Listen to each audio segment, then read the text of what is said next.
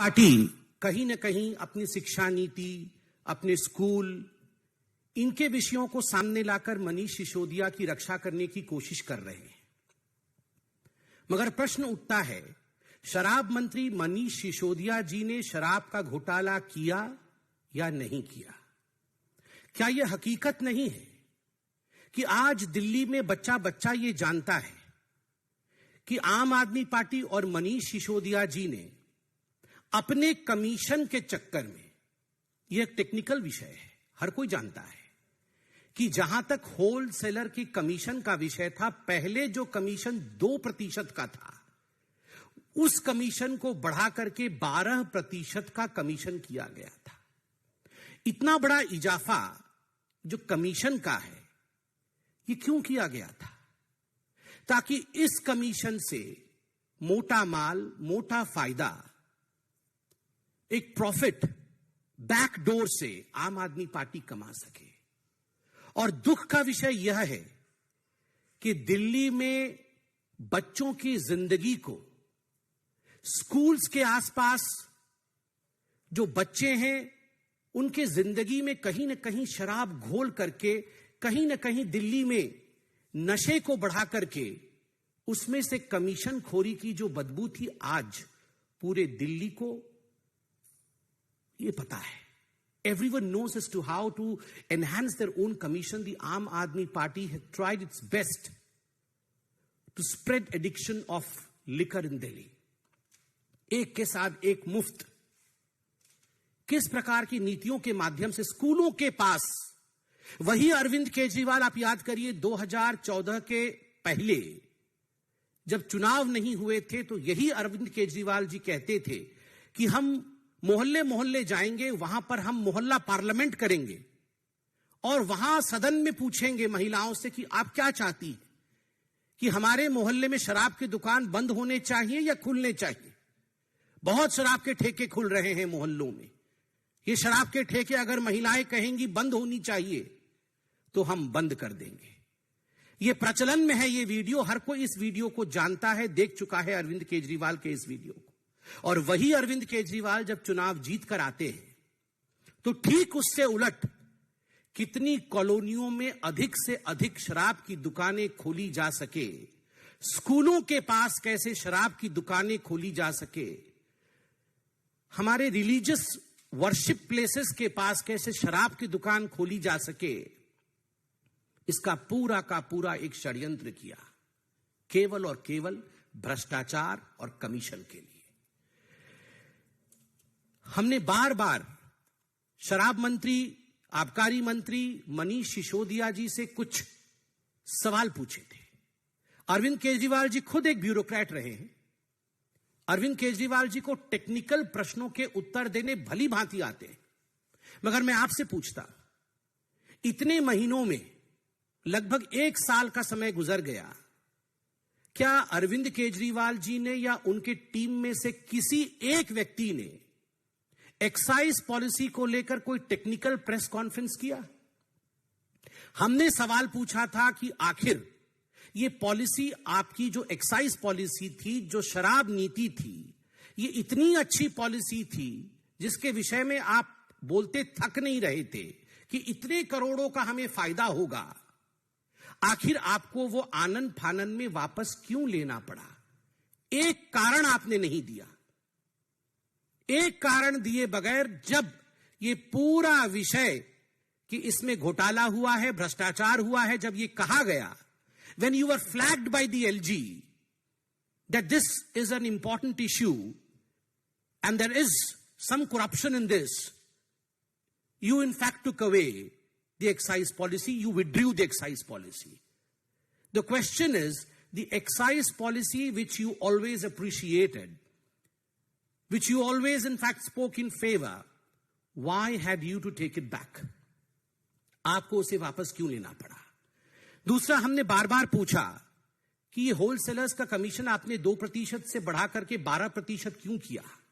क्या ये sting operation के माध्यम से हमारे सामने नहीं आया कि इसका आधा कमीशन जो है रीरूटिंग होकर आपके ही पास आता था? ये सारे sting operation Bharatiya Janata party और भारतीय जनता पार्टी ने मीडिया से लेकर क्योंकि मीडिया ने इसे अपने सोशल मीडिया साइट इत्यादि में डाला था। हमने इसे उजागर किया है। हमने सवाल पूछा था जब मीडिया ने दिखाया हमें कि यह जो आबकारी नीति थी, एक्साइज पॉलिसी थी, ग्रुप ऑफ मिनिस्टर्स के सामने रखने से पहले इसे अपने व्यापारी मित्र, जो शराब के व्यापारी थे, जो ठेकेदार थे, उनको लीक किया गया। पहले उन तक पहुंचाया गया ताकि जो उनके लाभ के विषय हैं वो उसे अपना लें और जो हानि के विषय हैं उसे ट्वीक कर दिया जाए, उसे चेंज कर दिया जाए। क्या यह हकीकत नहीं है कि हमने सवाल पूछा था कि ब्लैक लिस्टेड कंपनीज जो थी, कानून के मुताबिक ब्लैक लिस्टेड कंपनीज को मनीष सिसोदिया जी और आम आदमी पार्टी की सरकार उन्हें ठेका नहीं दे सकते थे, मगर क्या कारण था कि मनीष सिसोदिया जी ने बतौर शराब मंत्री दिल्ली को शराब में डुबोने के लिए आपने ब्लैक लिस्टेड कंपनीज को भी ठेका दिया। क्या कारण था कि कानून में एक प्रावधान है कि मैन्युफैक्चरर्स जो हैं उन्हें रिटेल के काम में नहीं लाया जा सकता। इस पूरी एक्साइज पॉलिसी में कानून को दरकिनार करते हुए आपने मैन्युफैक्चरर्स को रिटेल में डाला। इसका आपने किसी प्रकार से कोई एक्सप्लेनेशन नहीं दिया। क्या कारण था? हमने पूछा कि 144 करोड़ रुपया आपने अपने इन मित्रों का, जो शराब के ठेकेदार थे, लाइसेंस फी आपने माफ किया। इसका कोई उत्तर नहीं। रेटोरिकल उत्तर है कि बीजेपी हमें छोड़ना नहीं चाहती है, हम तो आगे बढ़ रहे हैं, मगर टेक्निकल उत्तर नहीं है। क्या कारण था कि इतने सारे स्टिंग ऑपरेशंस में जो सवाल उठाए गए थे, मनीष सिसोदिया जी को जब ये सवाल रूबरू होकर पूछा गया, मीडिया ने पूछा, तो मनीष सिसोदिया ने केवल ड्रामा कहकर इस पे कोई उत्तर नहीं दिया, प्रेस कॉन्फ्रेंस छोड़ के चले गए। स्वाभाविक है, जो जांच एजेंसियां हैं वो जांच एजेंसी इमोशन पे काम नहीं करती है। जांच एजेंसी टेक्निकलिटी पे काम करती है। अगर 45 मोबाइल फोन डिस्ट्रॉय किए जाए, अगर सबूत मिटाने की कोशिश मोबाइल फोन के माध्यम से किया जाए, तो ये सारी चीजें सीबीआई और हमारी जो एजेंसीज हैं वो जानती हैं। वो पॉलिटिकल बॉडीज नहीं है, वो टेक्निकलिटी के आधार पर आगे बढ़ती है। तो स्वाभाविक है कि जिस प्रकार से आबकारी नीति में, शराब नीति में, एक्साइज पॉलिसी में आप इन प्रश्नों का उत्तर नहीं दे पाते हैं, तो आपसे पूछताछ होगी। मैं अरविंद जी से इतना ही कहना चाहता हूं कि ये वही आम आदमी पार्टी है जो हर दिन एक लिस्ट निकालती थी कि देश में सबसे भ्रष्ट ये 15 लोग हैं, देश में सबसे भ्रष्ट ये 20 लोग हैं। आप याद करिए, उस समय ना बही होता था, ना खाता होता था। कोई सबूत की बात आप नहीं करते थे, आप सिर्फ कहते थे हम जानते हैं, ये हम कह रहे हैं कि ये 5 लोग सबसे भ्रष्ट हैं। मैं नाम भी गिना सकता हूं और आपको भी याद है कौन कौन से नाम आप बोल रहे हैं। ये बात अलग है कि आज आप उनसे गले मिल रहे हैं, उनके घर जा रहे हैं, मगर उनका नाम आपने सबसे भ्रष्ट लोगों में गिनाया था। यहां केवल कोई पर्ची नहीं निकाली गई है, कोई भारतीय जनता पार्टी ने मनीष सिसोदिया जी को अक्यूज्ड नंबर 1 शराब घोटाले में नहीं बनाया है। जांच के आधार पर मनीष सिसोदिया जी अक्यूज्ड नंबर 1 बने। जिस प्रकार से बच्चों की जिंदगी के साथ खिलवाड़ करने की कोशिश की, मुझे तो शर्म आता है ये कहते हुए कि आज पूरे विश्व में ऐसा कोई शिक्षा मंत्री नहीं होगा जो शराब के घोटाले में गिरफ्तार किया जा रहा होगा। Just imagine an minister of education getting arrested for excise policy. ये आंख खोलने वाला विषय है, ये चौंकाने वाला विषय है। बच्चे जो हिंदुस्तान के भविष्य हैं, स्कूल जो हिंदुस्तान के भविष्य को गढ़ता है, उस स्कूल के सामने शराब का ठेका खोलना और उस शराब के ठेके से 12% कमीशन लेना, उससे घोटाला करना। मनीष जी, दुख होता है कहते हुए, you played with the lives of our kids. आपने हमारे बच्चों के जीवन के साथ खिलवाड़ किया। दिल्ली के बच्चों के जीवन के साथ, दिल्ली की महिलाओं के जीवन के साथ आपने ठीक नहीं किया। जिन महिलाओं ने चीख चीख कर कहा कि हमारी कॉलोनी में 10-10 ठेके खोले जा रहे हैं, ये भ्रष्टाचार का अड्डा है, आपने सुना नहीं। और इसका कारण है कि आज आप सलाखों के पीछे जा रहे हैं। जीरो टॉलरेंस फॉर करप्शन, भ्रष्टाचार को लेकर भारतीय जनता पार्टी का जीरो टॉलरेंस है।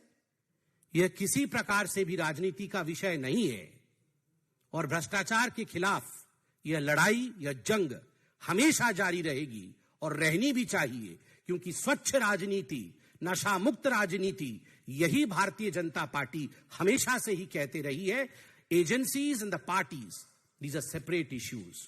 The war would be fought in the battle ground of courts. आप कोर्ट्स में लड़िए। सत्येंद्र जैन के लिए भी आप यही कह रहे थे कि वो बिल्कुल पाक साफ है, दूध के धुले हुए हैं, मगर कोर्ट ने अभी तक उन्हें बेल ग्रांट नहीं किया है।